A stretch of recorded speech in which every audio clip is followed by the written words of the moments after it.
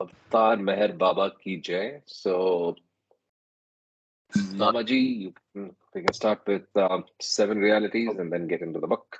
Jai Baba. Jai Baba, Avatar Meher Baba ki Jai. The seven realities: existence, love, sacrifice, renunciation, knowledge, control, and surrender. I give no importance to creed, dogma, caste, or the performance of religious ceremonies and rites, but to the understanding of the following. Number one, the only real existence is that of one and only God, who is the self in every finite self. The only real love is the love for this infinity God, which arouses an intense longing to see, know, and become one with its truth, God. The only real sacrifice is that in which, in pursuance of this love, all things, body, mind, position, welfare, and even life itself are sacrificed. The only real renunciation is that which abandons, even in the midst of worldly duties, all selfish thoughts and desires. The only real knowledge is the knowledge that God is the inner dweller in good people and in so-called bad, in saint and in so-called sinner. This knowledge requires you to help all equally as circumstances demand without expectation of reward. When compelled to take part in a dispute, to act without the slightest trace of enmity or hatred, to try to make others happy with brotherly or sisterly feeling for each one, and to harm no one in thought, word, or deed, not even those who harm you. Number six, the only real control is the discipline of the senses to abstain from indulgence in low desires, which alone ensures absolute purity of character.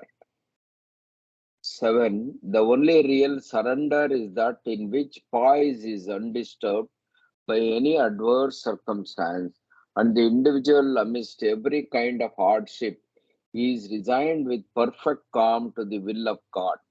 Avtar Meher Baba ki Jai. In its simplicity lies its power. And I think every time we read these seven realities, I'm sure each one of us takes something away from one of the realities or multiple. And then, it's something that in practice is where we will learn and imbibe. But there's so much power in these simple words. It's easy to brush it off. Many of Baba's messages are very, very down to earth and simple, but very, very profound in thinking and impact, right? So, just thought. So, welcome back to the Stay with God readings. I'll start with this slide. So, what do you think is this slide? Which line? Oh, I'm not sharing. Of course, I'm sharing. Can you see Yes, yes, this? yes. Yeah. Yes. So, what is the slide? This slide is the way the book is constructed. Thank you very Number much. of Perfect. yes. Perfect. So it's the complicated structure that um Francis has woven for this book. So he's put a lot of thought to designing the structure of this book. And the first column is the five books. So you have one, two, three, four, and within the within the book. So the book is actually divided into five books. Let's call it parts, or you can even call it books. And within each book, there are sections. And within the sections, you have actually the stanzas. And of course, even the length of the stanzas is different per book, and he's followed a certain format. And I would believe, like Ward articulates, there's a lot of design elements here, which he has borrowed from not just traditional literature, but also from Baba's numbers, right? Baba's 7, Baba's 5 for the perfect masters, 10 for the 10 states of God, and so on and so forth. And he uses a coda in all of them, right? So he uses a coda to end every part. So we have finished 1, 2, and 3. So if you remember, we did the 4 sections and a coda as ending of the God speaking section. And now we go to part 4. Now, again, a quiz question. What is part 4? Okay, let's start with the first 3 parts itself.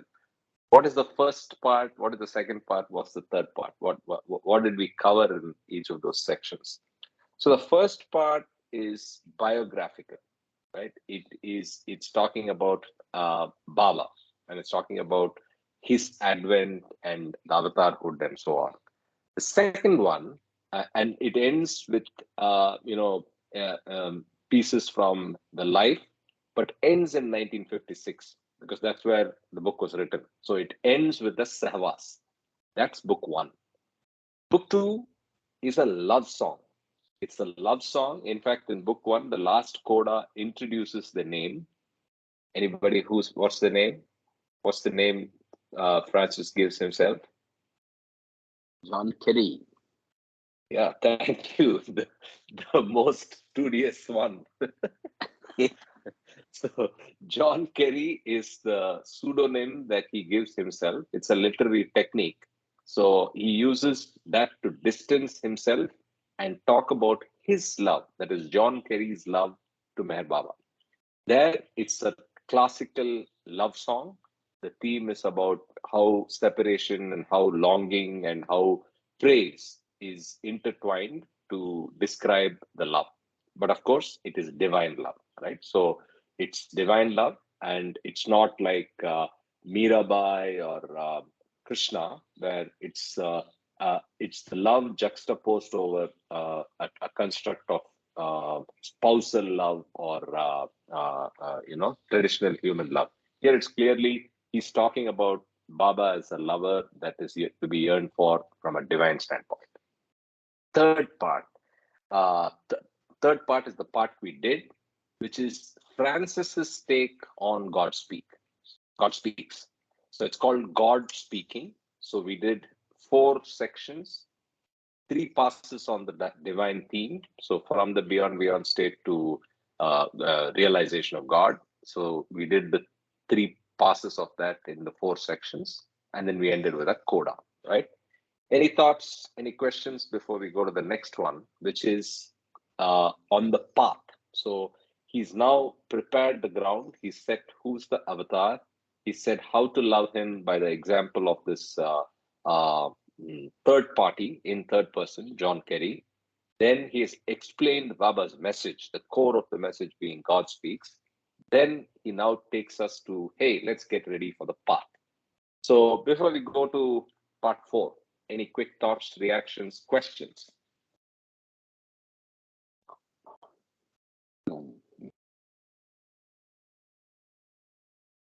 No. Okay, so let's jump right in. So this is the book 4. The name is The Steps to His Feet. So it's clearly something about a path, right? So steps to his feet, and interesting tagline or dedication, abandoning illusion for reality, because that's the first step. So if you're getting on the path, you firstly recognize the true value of things around you, then you choose one for the other. You give up the false values and look at the reality. And firstly, it hits you, and then you start looking at it, right? So that's abandoning illusion for reality. Powerful tagline. And every book has a representative image. If you remember, we briefly saw all of them and even discussed it. So, what do we got here? What do you think this is? So, very clearly, slouch hat, somebody walking out of a doorway, and there are footprints, the footprints suggesting somebody leading the way, and then there is the path leading to the master's feet. It's a doorway or it could be a path, right? So I think powerful imagery. Yes. Okay, so with that, let's get started. So from a literary technique standpoint, again, or literary style standpoint, we have seen many examples that he has used for the reincarnation and the journey of the soul. Anybody remembers some of the techniques he has used to, the analogies that he has used to describe it? I remember a few, and people can jump in and add some more. The one is the potter. So he uses the analogy of the potter, dust to dust. I mean, Bible talks about dust to dust, right? So you start from dust, the five elements, and then you go back to dust when you're buried. So he uses the potter, he uses the carpenter and the tree. He uses the ocean and Poseidon, and the fact that you stand up against the waves towards the end of realization, towards God realization. Then he uses, I think those are some of the things. Yeah, Miller, he uses the grain and wheat. Grain, wheat being milled, right? So it's ground, and that's what Baba does to you. I think, especially in the love song, he uses the idea of being ground to dust. And I think those are some of the analogies. Anything else that you all remember? No.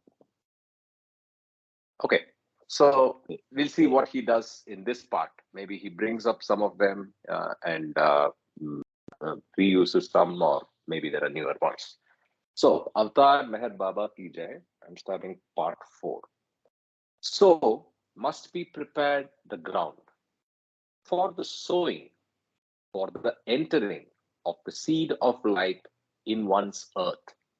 The seed of man is the gathered light of form. The seed of light is the grace of the perfect master. So must be prepared the ground for the sowing, for the entering of the seed of light in one's earth. The seed of man is the gathered light of form.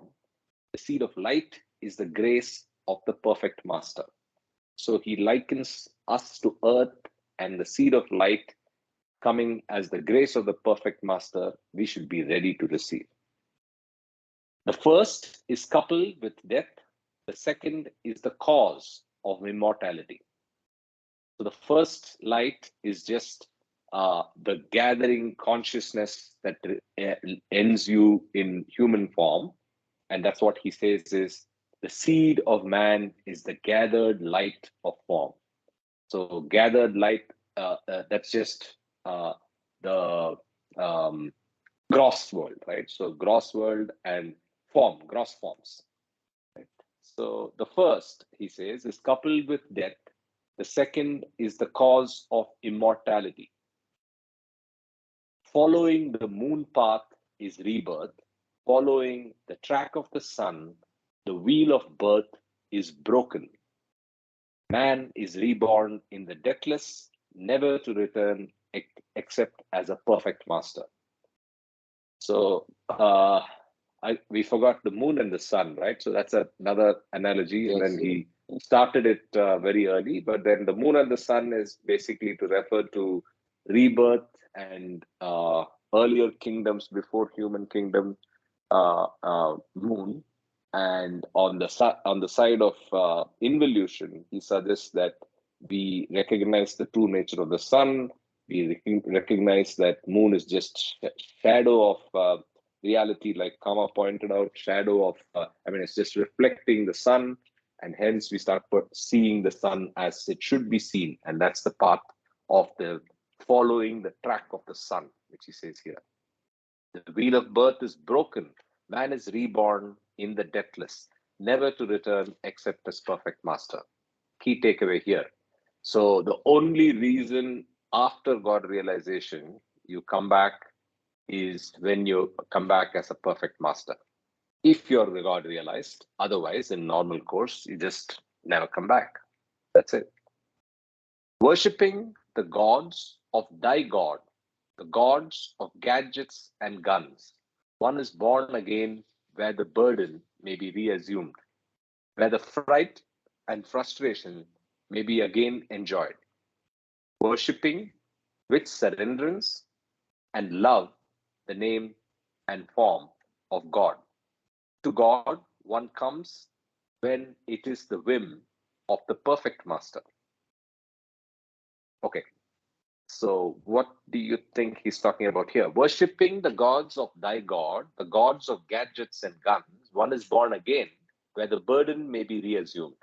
So you are you're praying to the multitude of gods in traditional religions, and you are born again, where the burden may be reassumed, where your samskaras call you to, where the fright and the frustration may be again enjoyed.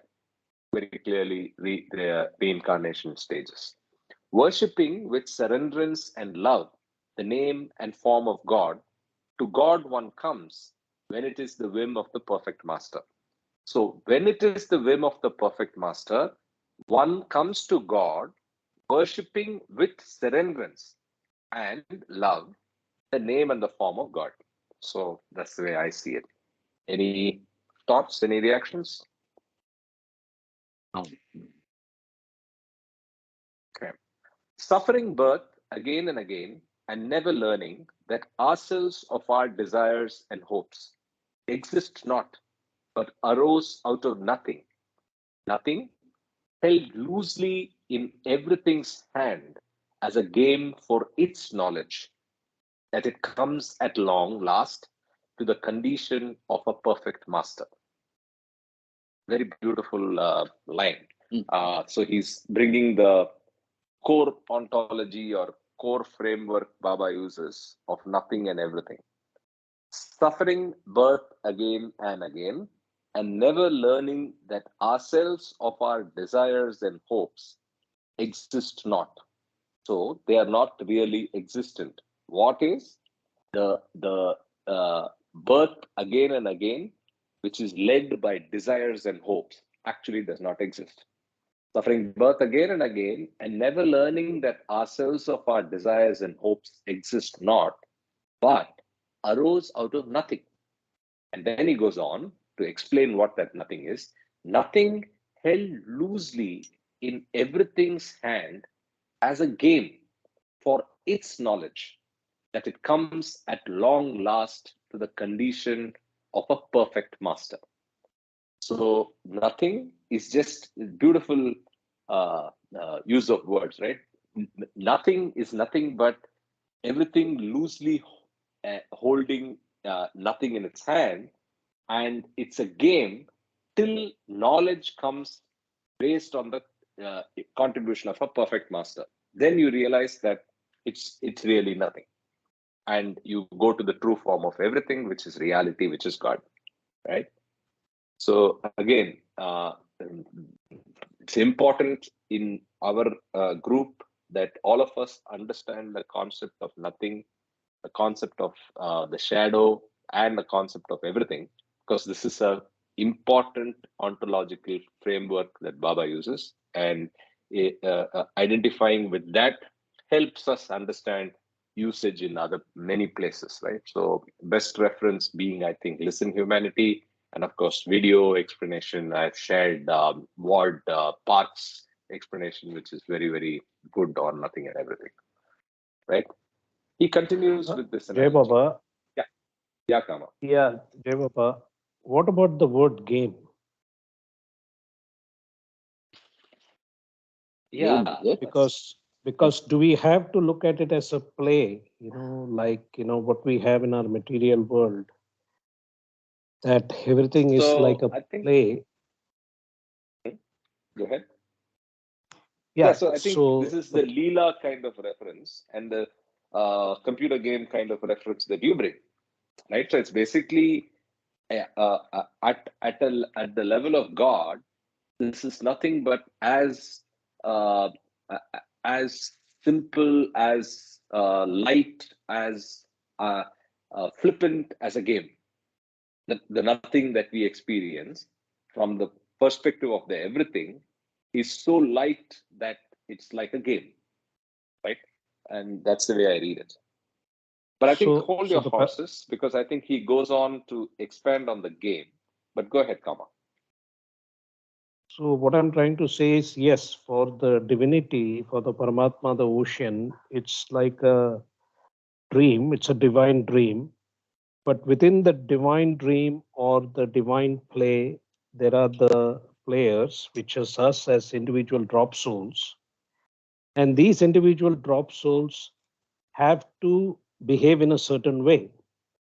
I mean, when you look at this whole process of God realization or self realization, whether it's in the reincarnation state or during the involution state, there are only two things that is happening as a human being, which is spending sanskaras and unwinding sanskaras, correct? And both of these are dependent on how we behave with each other and how we behave with ourselves, with our environment. And so it almost seems like there is a set of rules. And the set of rules are the so-called messages, which are in the 7 different, which we have discussed, like the my wish and all those postulates. I mean, which has been the same in all the different eras, with all the different prophets. As well. The truth has remained the same. They have always preached love. So in the game of love, basically there are certain behavioral aspects or characteristics that are recommended. So you can say it's called the rules of the game. So I know it sounds a little too, crude, but I think initially we have to practice certain we have to imbibe certain behavioral attributes in our day-to-day life. And then slowly, as you go up the ladder, when you reach higher and higher levels of consciousness, then it becomes much more transcendental. So that is why I always keep thinking of the game of duality in a very clinical sense. That this whole game is a game of duality to get over duality in the waking state. And in the sleep state, we don't have to bother about that, because whatever is happening in the sleep state, you have no control on it. The only time you can be self-aware is when you are in the waking state. Of course, when you reach the 7th plane, then there is nothing like a sleep state. It just the physical body is taking rest, but the self-realized person is aware or conscious during the deep sleep state. Okay, Baba. Yeah, I agree with what you're saying, right? So the rules of the game are there for us to see, but only a few, 80-20 or worse, is what uh, uh, firstly recognize the rules of the game the way they are supposed to be recognized, and then from that maybe another 80-20 rule, you actually follow it, and then from there 80-20 actually are able to completely adhere and make the progress. But game it is. That's all there is. Yes. Let's go. Held in its hand. Now he's talking about everything. Held in its hand as a ball and tossed and caught and tossed by a man marking the pleasure of his marksmanship, or as a mirror in a lovely woman's hand, advising her of her loveliness, is the world of forms and births in the hand of the perfect master. So he's now describing uh, the analogy of the game, and says like it's like a ball, and it's caught and tossed by a man marking the pleasure of his marksmanship. So it's varying, but it's more giving a pleasure, which are linked to desires and a sense of achievement with where the ball is going, or the woman's hand advising her of her loveliness. And that is the world of forms in the hand of the perfect master. Now, why does he say in the hand of the perfect master? I'm not sure of why that is, right? Or I think I remember a point Ward made when he was talking about this part. So here he means perfect master to also include the avatar in a very broader sense, in the sense that godhood is using the game of nothing as a way of showing these ball tossing, the mirror, and so on. That's the way I would take away from this. So it's not perfect master strictly as the perfect master, but all options under 2C. So think of it like that. Yes. Yeah. Yes, it needs to be like that, I think.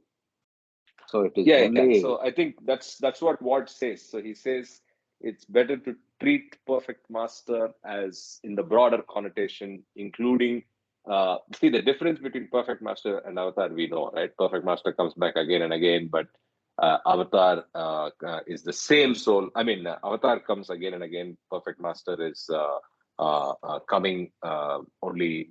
I mean, we know the differences between God man and man God, but those in abilities, the differences are very, very few, right? So one experiences in a different manner and the other does not, and so on. But their powers and the status of God realization and the role and the work they do for the humanity is very similar. And I think better to see them synonymously here. Yes. Thus, the sunbeat and wave roll and breaking of dream, joys and dream pains, and the eyes washed or sealed with new pain, the one adored melting into one's outline of desiring or hardening into bitter pain, until we of ourselves melt into the eyes and love of the perfect master. So, another analogy that he uses is the sunbeat and the wave roll.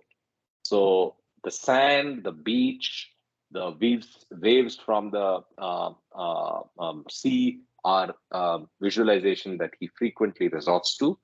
So here he says the sunbeat and the wave roll and breaking of dream joys and dream pains.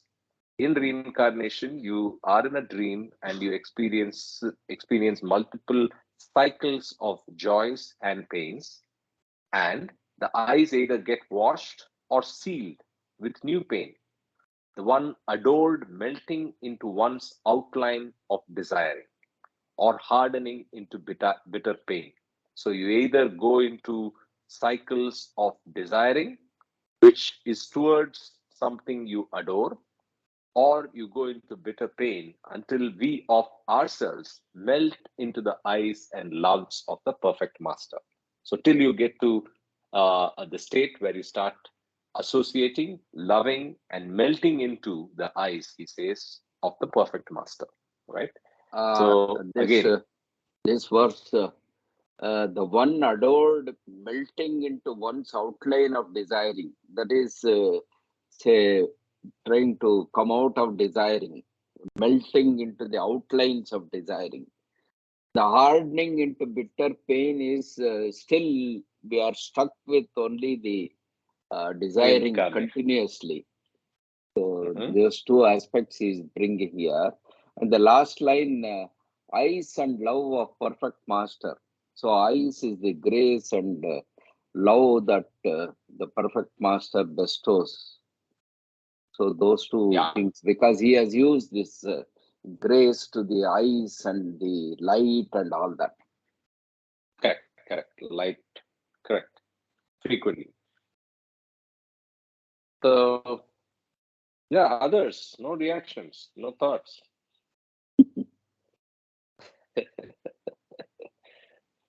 Okay, so let's continue. Yeah, listening. Don't worry. I'm not sleeping. Yeah.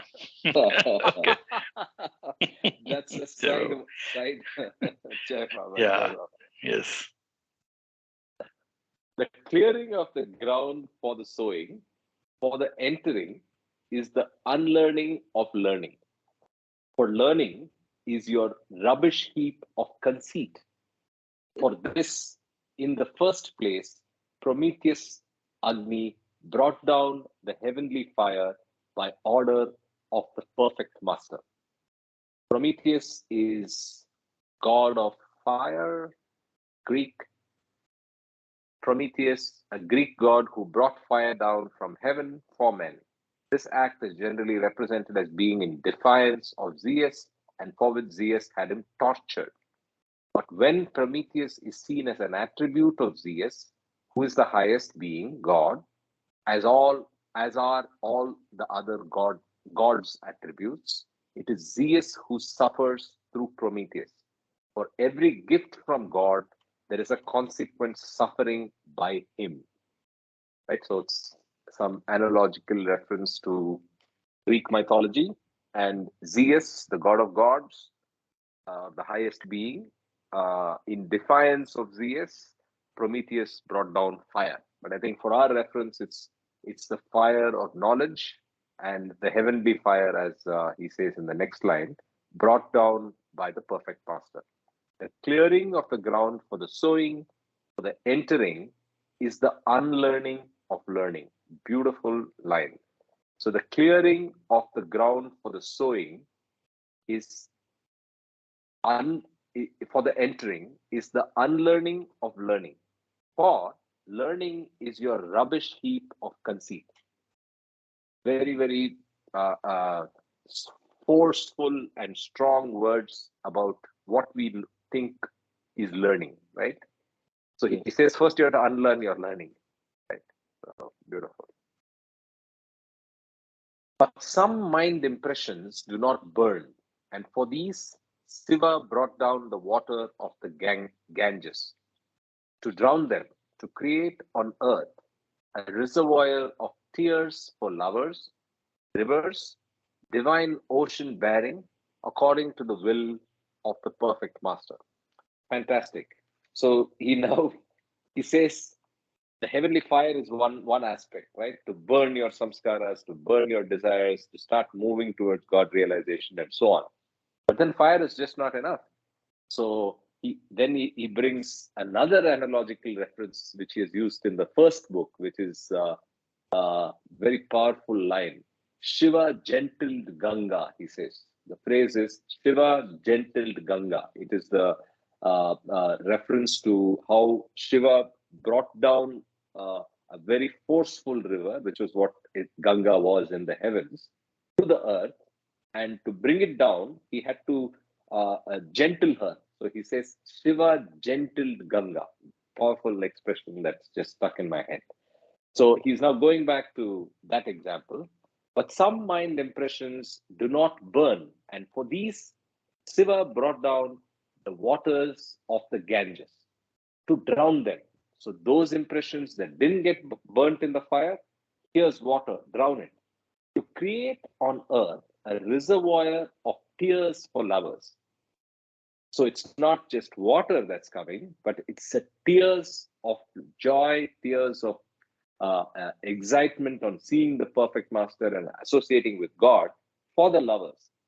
It's rivers, divine ocean, right? So it's just not a reservoir of tears, but it's a rivers and divine ocean bearing according to the will of the perfect master. So again, bearing according to the will of the perfect master. So again, I think the reason why he says perfect master, now I'm reminded again of what I heard in that commentary as well by Watt. So what this section is something that will out-survive the avataric period, right? So this is for the next 500 years. So he's also trying to say that till the next avatar, you want to stay with God, you want to get on the path, and who's there to help you? Only the perfect master. So that's why frequent references to perfect master. But for our reading and understanding, it's not to isolate perfect master as being ultra powerful or more special. We have to club it with the larger idea of God, avatar, and read it in that sense. I hope what I'm saying is making sense. Yes. Yeah, Baba, I think that perfect masters are effective when they are in human form, which we know.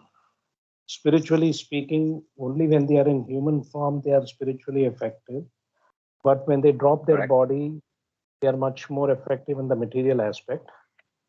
But avatar is defined as the supreme Sadguru, the eternal perfect master, which means that whether the avatar is in human form or whether the avatar is in impersonal form, when he has dropped his body, the avatar is always available, eternally speaking. That is why we have seen that between two avatars, there have been many saints and perfect masters or self-realized beings who have focused on the different avatars, whether it's Krishna or Rama, and become enlightened. So you were also mentioning about the difference between the avatars and perfect masters. We know that avatars, when they are in human form, they become everything. They become part of creation in every aspect. Whereas the perfect masters only act. So when they are suffering physically, they are actually not suffering, but they are acting, apparently suffering. And the other thing is also the function. Also, we have to understand that the avatar's function is much larger because he is the representative of God or Paramatma. So he can change the game, he can do certain things. But perfect masters are, restricted towards a certain geographical region or certain aspects. I think this is very clear in the God Speaks, the differences between the functionalities of a perfect master and an avatar. So avatar is definitely far beyond a perfect master. But as you rightly said, between two avataric cycles, as we know, there are 56 God realized souls at a time where there are 5 perfect masters in each age of 60 to 100 years, 125 years, 70 to 125 years. And in those times, definitely the perfect masters, if somebody is able to be with a perfect master, it's as equivalent with being with a God realized souls or like an avatar or to be guided. Okay, Baba. Only one question, Kama, on what you said. So, how do you explain the comment you made about the avatar being available right through the period? I don't deny that, but I'm saying, how do you distinguish that from the fact that Baba is more available in the 100-year period after the Advent? So, how do you distinguish what happens after 100?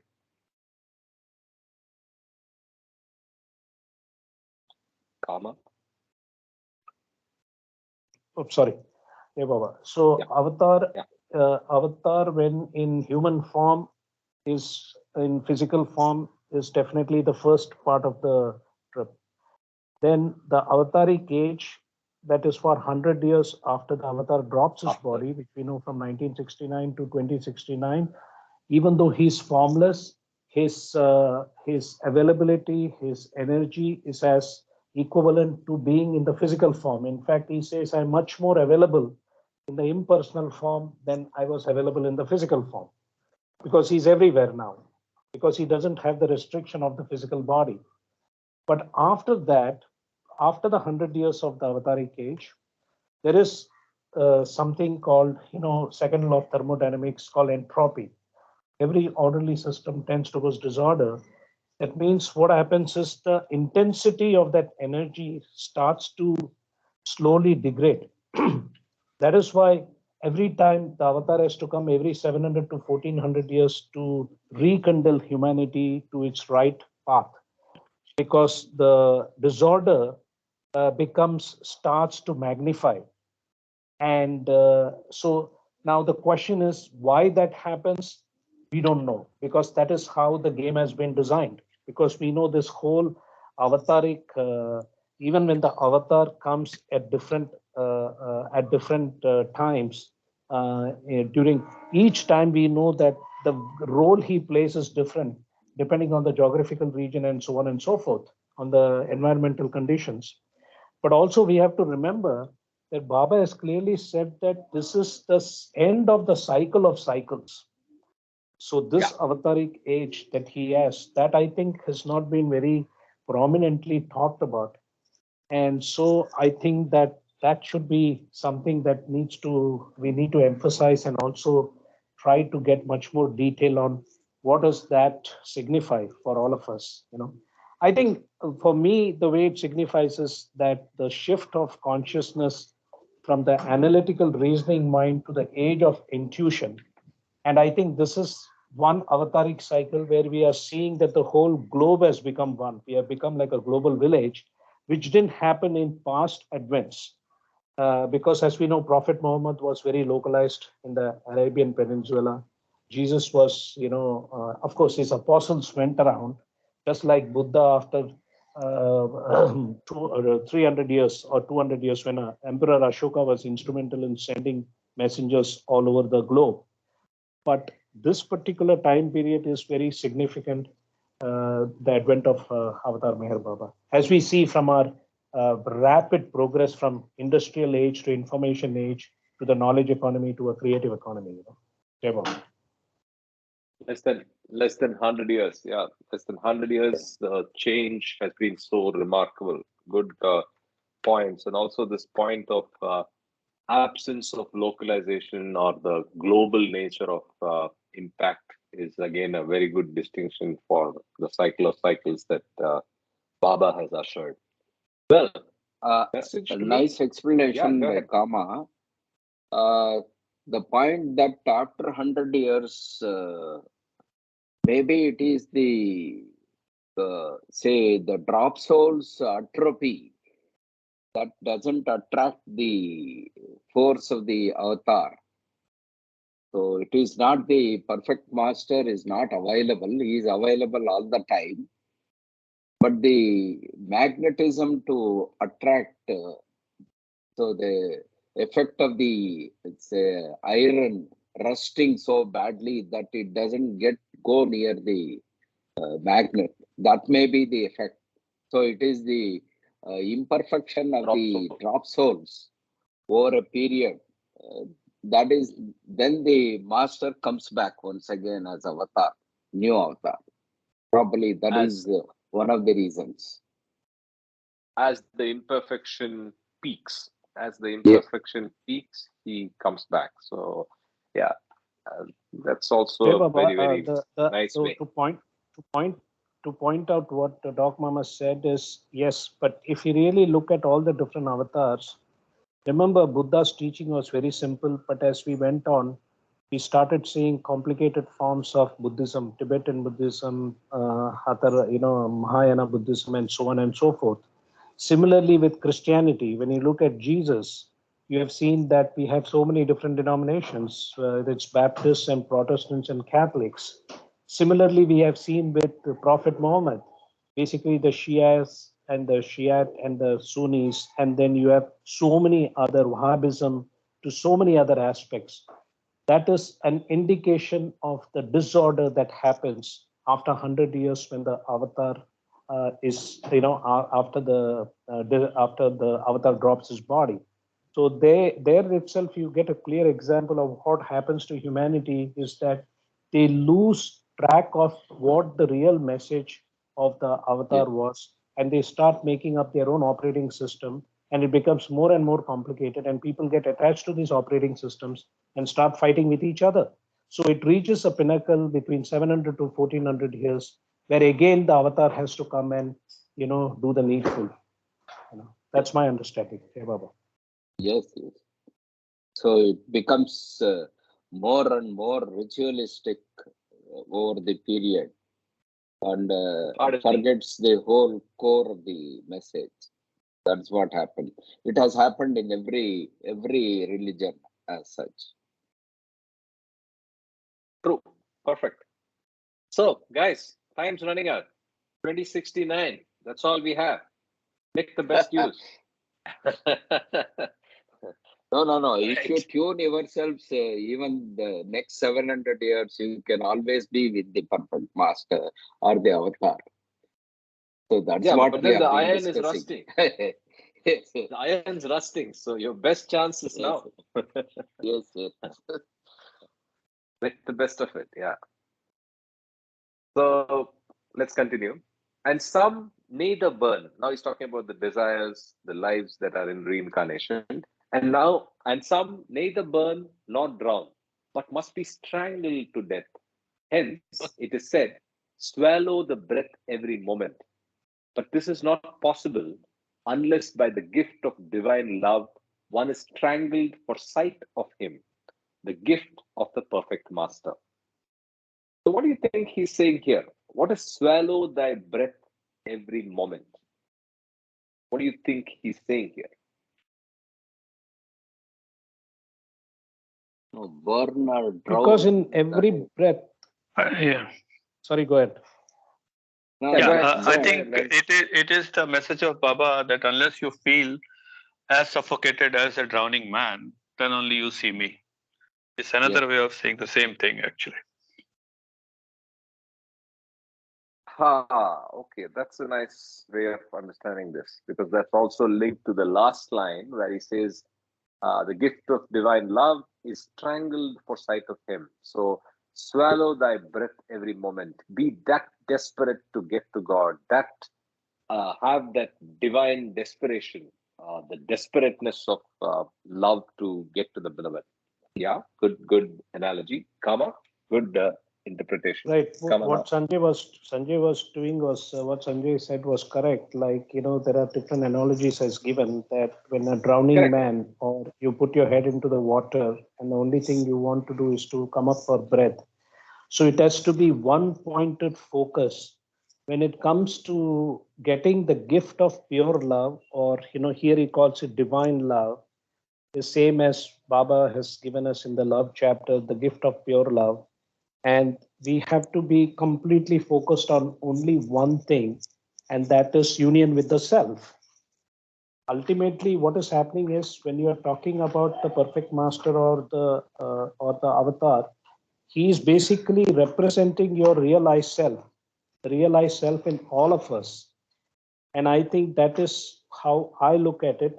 And I think in the seven realities, he has very clearly said that the only real renunciation, or he says like the only real sacrifice is that in which, in pursuance of this love, all things, body, mind, position, welfare, and even life itself are sacrificed. So the only real renunciation is that which abandons even the midst of worldly duties, all selfish thoughts and desires. So the only desire or thought should be union with the perfect master, union with the self. The self is basically the impersonal form of God, and the avatar and perfect masters are the personal form of God. So initially we have to connect with the personal form of God, and then it transcends into the impersonal aspect, which is your own realized self. You're uniting with your own self, which is the lover and the beloved essay that we know about. Jai Baba. Nice, very good. Thanks for that explanation, and both Sanjay and Kama. To unlearn all one has learned, a bitter swallowing, a chasmal yawping before one's feet, a yawning, a wide widdy to hang fat-necked conceit, impossible without the guidance of the perfect master. Well, a lot of new words, so let's look up those words and see if it helps. Right, so let me get a new window, move it here.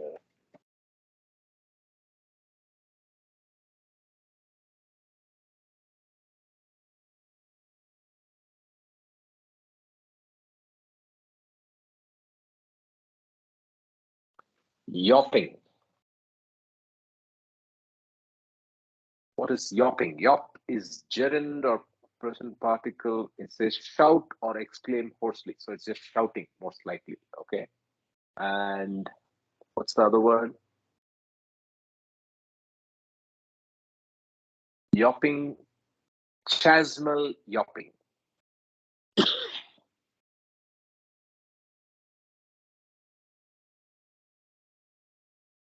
A deep, steep-sided opening in the Earth's surface, an abyss or a gorge. So somebody shouting into a gorge, is it? Hold on. Chasmal yawping before one's feet, a bitter swallowing, a yawping, yawning, a wide widdy. What's a widdy?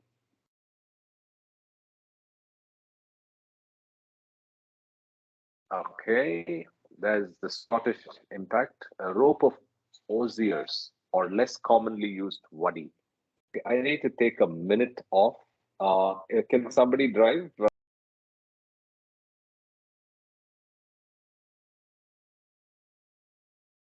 Can you please continue discussing for a minute?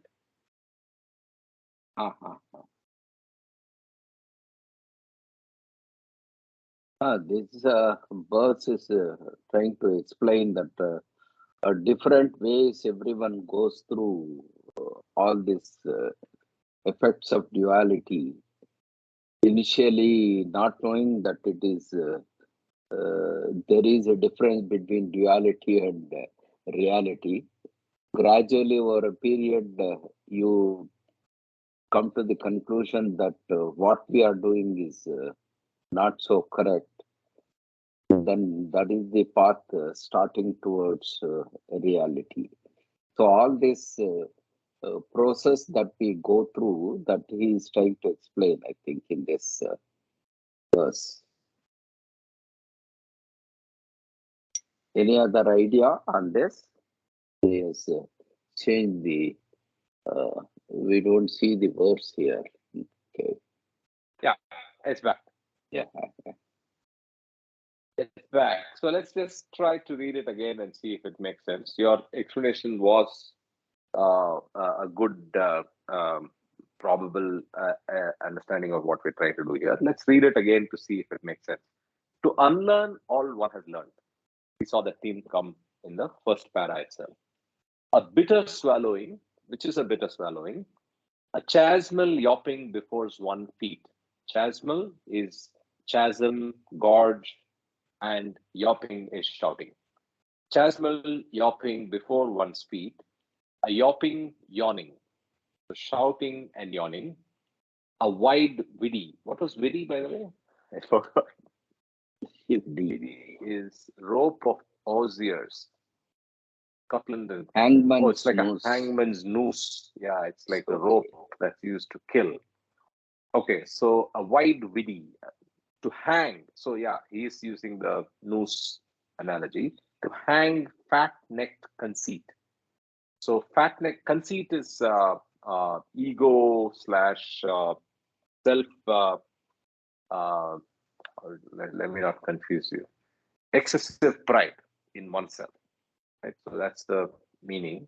So to kill fat-necked conceit, he uses the yawning and the okay. So this is, I think the second part is very clear. So a wide widdy to hang fat-necked conceit, impossible without the guidance of the perfect master.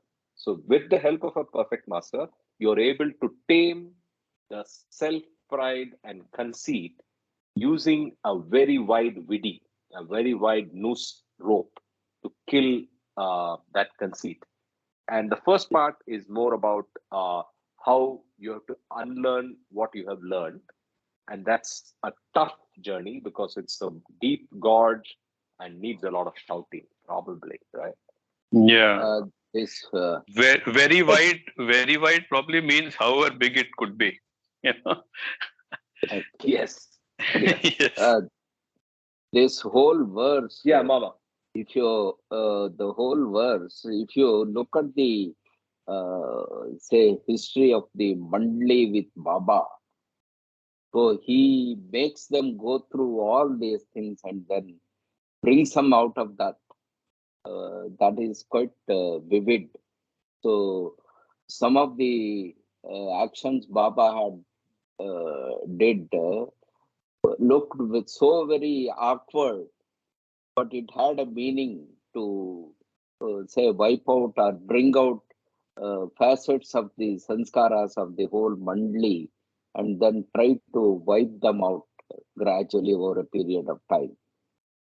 So you can extrapolate this verse with that historical details that we read in Lord Meher, how the mandli was trained by Baba.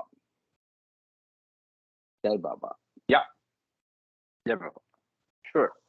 Jai Sanjay, Baba, you were saying something. I think, okay, Yeah, Sanjay, go ahead. Yeah, go ahead, Kama. So to unlearn all one has learned, a bitter swallowing, a chasmal yawping before one's feet, yawning, and a wide witty to hang fat-necked conceit.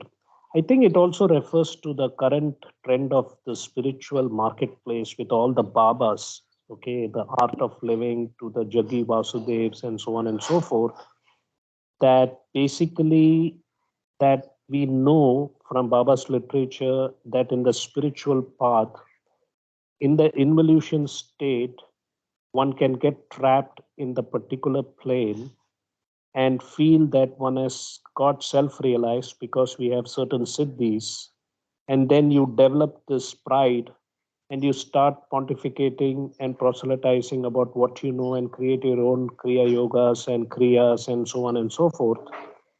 And I think this is a kind of a reminder that unless you are guided by a perfect master, till you reach the seventh plane, you should not indulge in any of these things.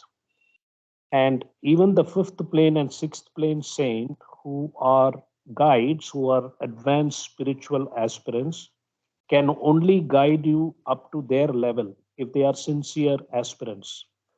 But to really transcend all the six planes and go to the seventh plane, you need to be in the presence of a perfect master or probably have the gift of pure love from the avatar.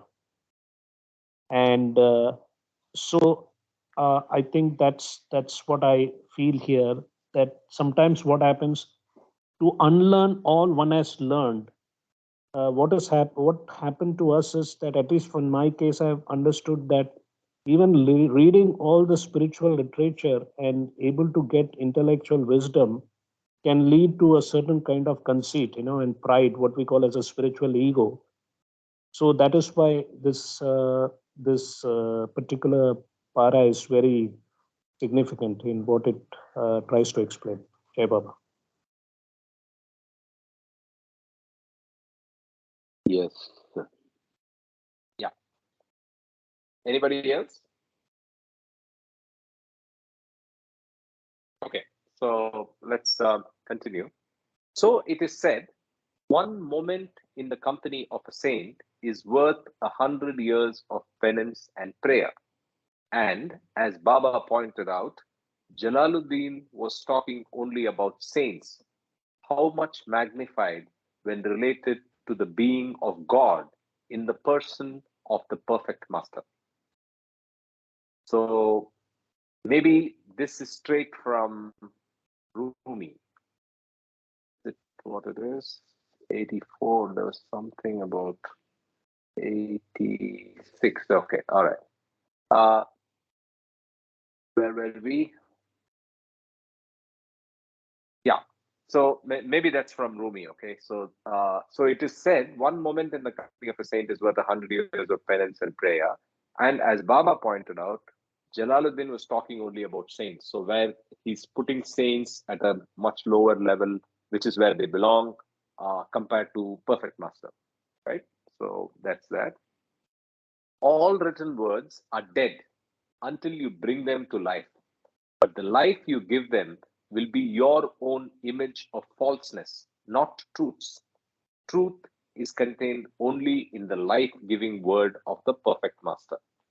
So again, it's a simple explanation of literature. So all written words are dead, but only when you talk about truth, that's the one with life, and that is only coming from the perfect master. It's better to read than gossip. It's better to meditate than read. It's better to love than meditate. But since you are already trapped in the coils of mental convulsions, read the books of the saints, and God speaks by the perfect masters, by the perfect master. So Here it is very clear. God speaks by the perfect master. So what the poet means by perfect master is avatar, is clear, or all the people who are capable of that. Okay. Correct. So that's what. Yes, good thing. But I think this is a good progression, right? Yes. Like we have the thought, word, and deed progression, it's like that. So read, gossip, meditate, love. So your highest is love. So Yes. I mean, gossip, read, meditate, love. Right. So gossip for just wasting time, talking. So Okay. in place of that, you read. In place of reading, it's even better if you can meditate. And in place of meditate, you just love and you're home. That's what he's saying. This is And also, coils. there is one, say,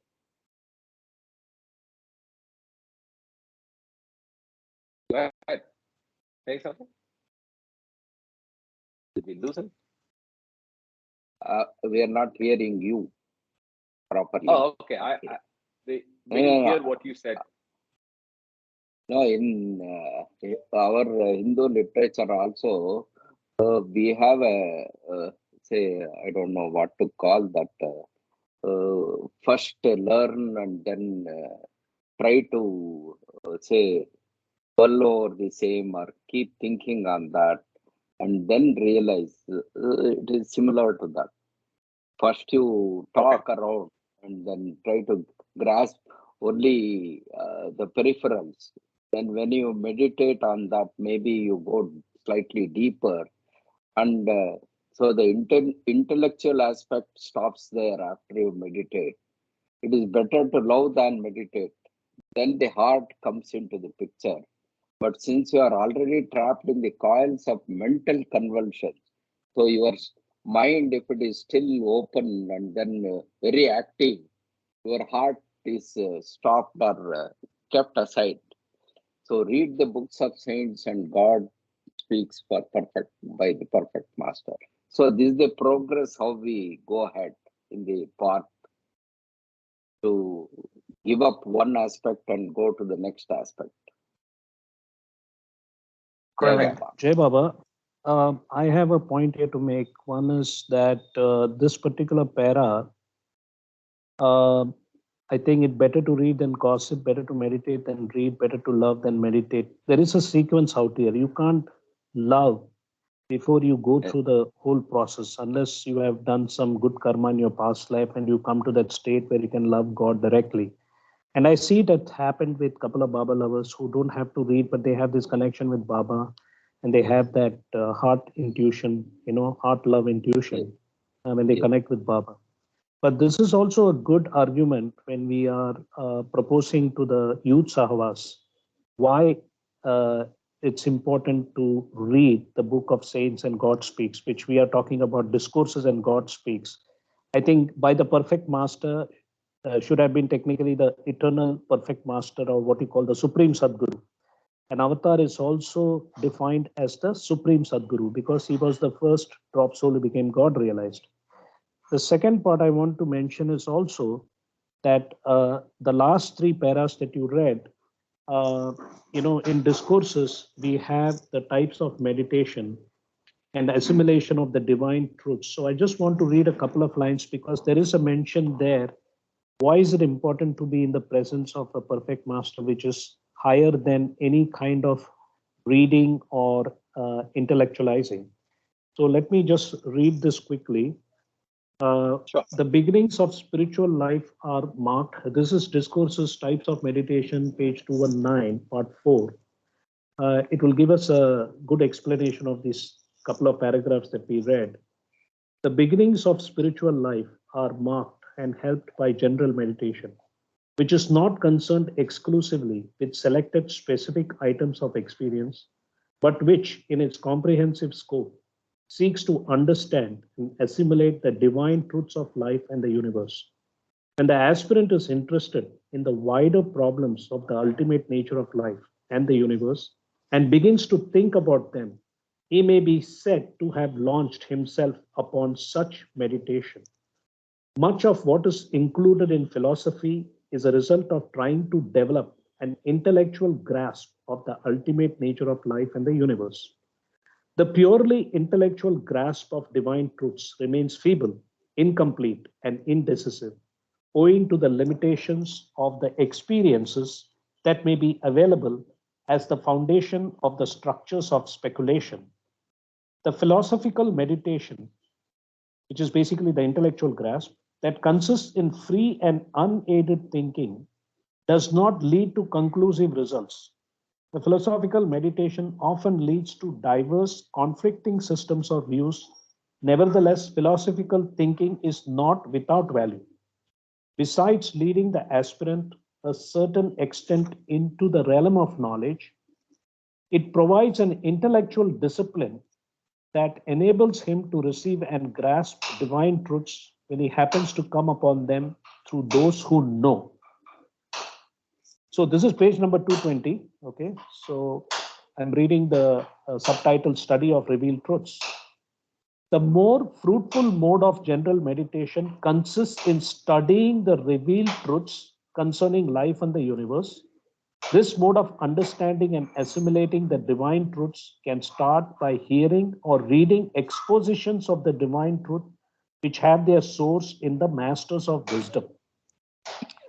The discourses or the writings of the avatar and the perfect master, whether living or of the past, are suitable objects for this mode of general meditation because the assimilation of divine truths revealed through them enables the aspirant to bring his life into line with God's purpose in the universe. So clearly it is said that reading the discourses or writings of the perfect master is an important aspect. Now, value of hearing, subtitle. The divine truths are most easily grasped and assimilated when they are passed on directly to the aspirant by a living master. Such personal communications of the master have a power and efficacy that can never belong to information received by the aspirant through other sources. The word becomes alive and potent because of the life and personality of the master. Hence, many scriptures emphasize the need for hearing the divine truths directly through the spoken word of a master. The mode of general meditation that depends upon hearing expositions of the divine truths is undoubtedly the best when the aspirant has an opportunity to contact the living master and listen to him. It is not always possible, however, for the aspirant to contact and listen to a living master. In such cases, meditation through reading has some advantages of its own.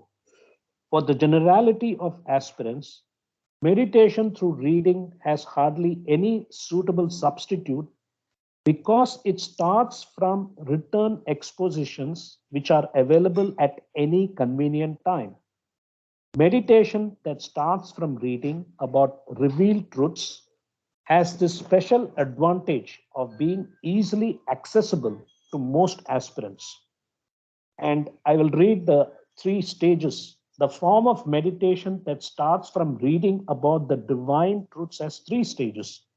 In the first stage, the aspirant will have to read the exposition daily and simultaneously think about it thoroughly. In the second stage, actual reading becomes unnecessary, but the subject matter of the exposition is mentally revived and thought over constantly. In the third stage, it is quite unnecessary for the mind to revive the words in the exposition separately and consecutively, and all discursive thinking about the subject matter comes to an end. At this stage of meditation, the mind is no longer occupied with any train of thought, but as a clear, spontaneous, and intuitive perception of the sublime truths expressed in the exposition. Since intelligent meditation consists in thorough thinking about a particular subject, it follows that the best help for meditation would be a brief and clear exposition of the subject of meditation. So anyway, I'll stop here. So I think that this part in discourses is a good complement to what you just read. Yeah, power Yes, of nice meditation. That's Power of why meditation. I remember Go ahead.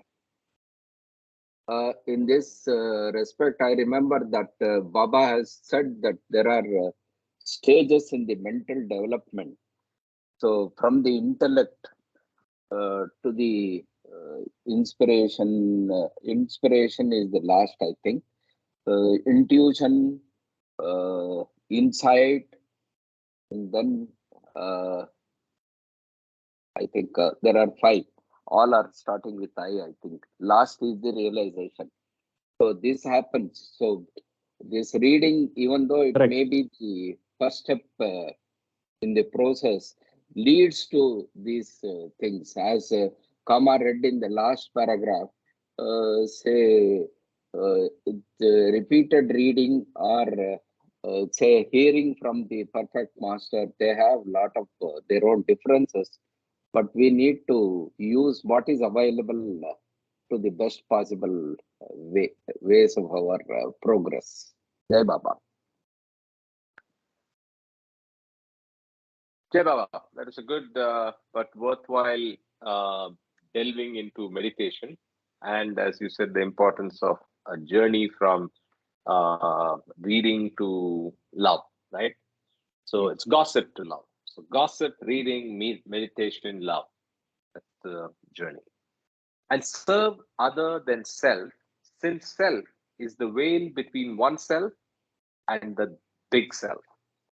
But the hindrance to this is delight in praise and resentment of blame and love of expressing these two, unless directed according to the instructions of the perfect master. Brilliant and simple lines. So, serving others is what he's trying to focus in this stanza. Serving others is more important, and but the hindrance is we get delighted when we are praised, and we hate it when we are blamed, and we have a love of expressing these two, unless we are directing all of that towards, we are directed according to the instructions of the perfect master. So Yes. very beautiful line. So maintenance of poise. Yeah, the last reality. Or deny the world and oneself in utter solitude, regardless of food and wet or dry and cold or hot. Fix one's mind wholly and undividedly on the formula I am God until he appears in the form of the perfect master. So he says, or deny the world and oneself, and in utter solitude, regardless of food and wet or dry and cold or hot, fix one's mind wholly and undividedly on the formula I am God until he appears in the form of the perfect master. So it's almost like he's prescribing a meditative technique with focus on the statement I am God, right? So he's saying, deny the world and be in utter solitude. Don't worry about food and cold or hot, and fix one's mind wholly. Or practice the moral law and accept the responsibilities sowing and reaping has apportioned one. The bones of religion to pick and rattle until the round of time brings one round to fortune of sight of the perfect master. If you are not able to do that, which is focus on the statement and meditate and be with the perfect master, practice the moral law and accept the responsibilities of sowing and reaping, and use the bones of religion to pick and rattle until it's time to get the sight and fortune of a perfect master. So I think that's the way I understand this. Any other interpretations? So at least No, if you're not able to go to the level of meditation, yeah, go ahead. Yes, this is for the say the whole community, general public as such. Yeah. Those who cannot do any specialized practices to gain to the reality by different exercises or methodologies, live in the world with all these things and try to get to the perfect master as soon as possible by doing your duties properly. Jai Baba. Yeah, correct. So just be morally right and use the bones of religions to pick and rattle. That is, bide your time and at least do something better than not doing religion, but wait for the fortune of sight of the perfect master. The moral law: first make peace with thy brother. But pitiful indeed is one who says, first the affairs of the world, then the path to God. Easy the path, he thinks. The weight of the world will anchor his feet, and never will he find the path to the door of the perfect master. So he's saying, one who thinks the affairs of the world are to be given priority, and then you look to God, he assumes that the path is easy, but the weight of the world will anchor his feet, and never will he find the path to the door of the perfect master. So he'll never make it. Pitiful the one who, because of a dream of an angel visiting him or Christ speaking, imagines he is on the path, sunk in a stupor on the seashore, watching a ship passing, but not on its deck the lovely person of the perfect master. So some people get deluded by thinking they are on the path. So here it could be references to wrong master, spiritual ego, all the ills and risks that are there in the path in the early stages, where you may just think that you're in the path. He compares that to just sitting on the seashore and watching a ship passing, but not sitting on the deck and being with the lovely person of the perfect master. Pitiful the one who says, alone I will do it. He has not heard the way is strewn with the bones of hundreds of thousands who thought thus. Or, though you be a lion, come in under the shade of this of this palm tree. Sayings of warning because of the compassion of the perfect master.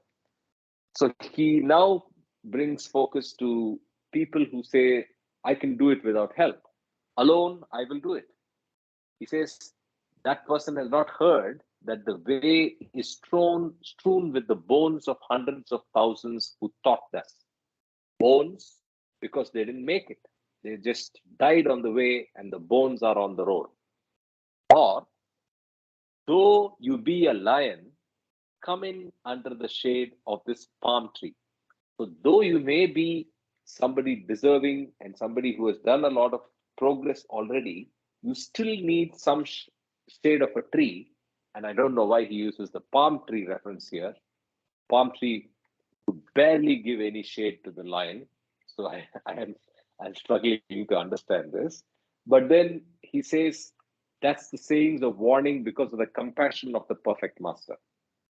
Right? Any other understanding, any other interpretation for the lion and the palm tree?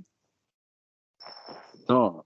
Or it may be. I think the palm tree in the desert, there's only palm tree, that's the only shade you can get. The only desert is possibility of more shade, like yeah. and the desert is almost like this whole spiritual, the path is so strewn with, the spiritual marketplace where you don't know what's going on. It's like a desert. And the only beacon of light is the guidance of a perfect master who could be like the palm tree, basically giving the shade. Another point I also wanted to make was, when we read the word chasm, it reminds me of a quote Baba said, the chasm between the first plane and the seventh plane, and the chasm between the sixth plane and the seventh plane are as infinite. Because remember, all the planes are also part of the divine dream. It's part of the real illusion. So in a way, that is why it is recommended to go veiled, so that you don't have to go through all these different planes of involution and get trapped and become a must, or maybe even become a advanced spiritual aspirant who becomes who loses his path, yoga brushed, which is called. So I think, so I think that even the fifth and sixth plane saint are trapped unless they are also they also need the blessings of a perfect master or the avatar to transcend to the seventh plane. Because we know from the chapter on sanskaras, there is a difference between organic and inorganic sanskaras. So the organic sanskaras are the ones that comes through the different kingdoms up to the animal kingdom. The inorganic sanskaras are the human sanskaras on which we are working on. So that is why it's important to have Organic the grace of or inorganic or natural, unnatural? Sorry. same natural and Same. Okay. unnatural All right. sanskaras. Natural sanskaras are organic sanskaras, which is through the evolutions, and With this one. inorganic sanskaras are the unnatural sanskaras when we are spending sanskaras through the reincarnation state. So that is what Cool. we are working on basically. But you can't do anything about the organic sanskaras that only a perfect master can wipe out. So it's almost like first in, last out, or last in, first out. So when we come to the human kingdom, so what we are doing is spending sanskaras, and then slowly after we get the wisdom or the blessing of a perfect master, you start unwinding sanskaras. So, Jai Baba. In relation to this, one idea comes to my mind. Say, relating to what we discussed yesterday about DNA. So over the say the whole gamut of evolution, there is an increasing of DNA. So the chromosomes which were never there, only the molecule of DNA was there. Then the concentration of this molecule of DNA creates a chromosome, and then over the evolutionary phase, number of the chromosomes keeps increasing, and it has come to the peak of 23 into 2. So in the human form. So after this, if we extrapolate Baba's ideas, so these DNA, the whole gamut of this DNA starts showing all its effects now and then in different, say, lifetimes. So this whole gamut of DNA experiencing all its, say, concentrated sanskaric impressions needs a lot of exposure. So that is the 84 lakh rebirths required in the human form. So that is what Pak has referred to as 23, 2 rise to the power of 23.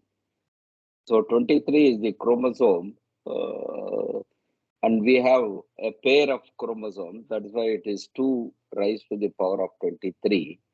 And each, say, we know that in science, in biology, we know that there are dormant genes, there are expressive genes, there are genes which get converted and all that.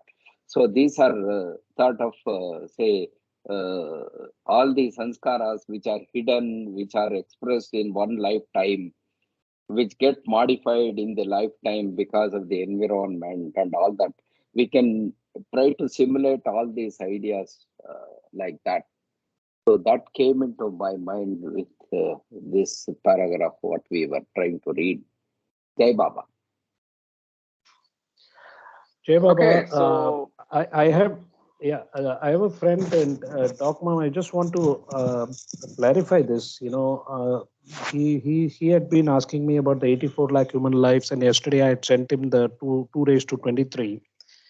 And he says animal chromosome numbers range from 254 in hermit crabs to 2 in a species of roundworm. The fern called Ophiglossum has 1260 chromosomes, 1260 chromosomes. Humans have 46, chimpanzees have 48, and as potatoes also have 48. So it seems like the number of chromosomes varies between different organisms, right? Yes, it varies. No, even yesterday, I think Mamaji and Ravi said the same. So how do we understand this pairing of chromosomes? Can you explain that a bit, please? So why is it 2 to the power 23? So why are we picking 2 at a time? So for non-medical students, non-biology. Yeah, go ahead. Because of the biology of sexes, male and female, and the necessity of a male and female interacting to bring out a new, say, birth. So then the passage of one set of chromosomes from the father's side, one set from the mother's side. So to bring out a child having the same number of chromosomes. So there is a lot of science involved in, say, mixing of characteristics from the male and female to bring out a new say, newborn. So all this cannot happen. This cannot happen if you have one single set of genes, because DNA bifurcates. The DNA is a molecule of double strand. So it is a twisted double-stranded structure. There you go. So at the time of, say, reproduction, it unwinds and becomes two single strands, and then creates a new strand for each of these as a copy, and then it becomes a separate gene, whole molecule of the gene. So all this process happens. So there is this necessity of duplication. And in this process of, say, manufacturing another strand, there can be a lot of new things happening, loss of certain small molecular or genetic factors, and then creating a new gene itself. All these permutation combinations can happen. So this is the, we can bring in all the sanskaric pattern and how certain genes are so very fast, they never change, carry the whole structure of one particular species in a particular way.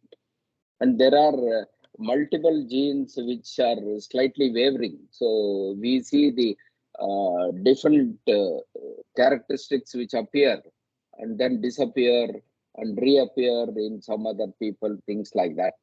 So a lot of things are there. So Park has opened up, or maybe others also have done it. I have not read much about that. So there is trying to link up the spiritual progress and Baba's ideology into science, and that is maybe the area for a lot of scientific biologists to think about spirituality into biology. Jai Baba. Awesome. Kama, you took notes. So I, in fact, asked you to write the name of the person who first proposed and wrote something on this. Do you remember? Do you have it handy? Which notes you're talking about? The 2 to the power 23. Park's meeting. Yeah. Right. You wrote down the name of the person, some Westerner who proposed and did research on this particular aspect. And by the way, did you get Park's email? No, I have not checked. Naman has not responded. Okay, all right. So I think you should call him and get that, so we get a conversation going with him. Okay. Anyway, so on that you note, also we are sent, also out of time. Correct. I will do that. I will send a message to Naman. Thanks for that reminder. So before we go, let's say hello to Sherry. She was on calls yesterday. Maybe we should check if she's better off talking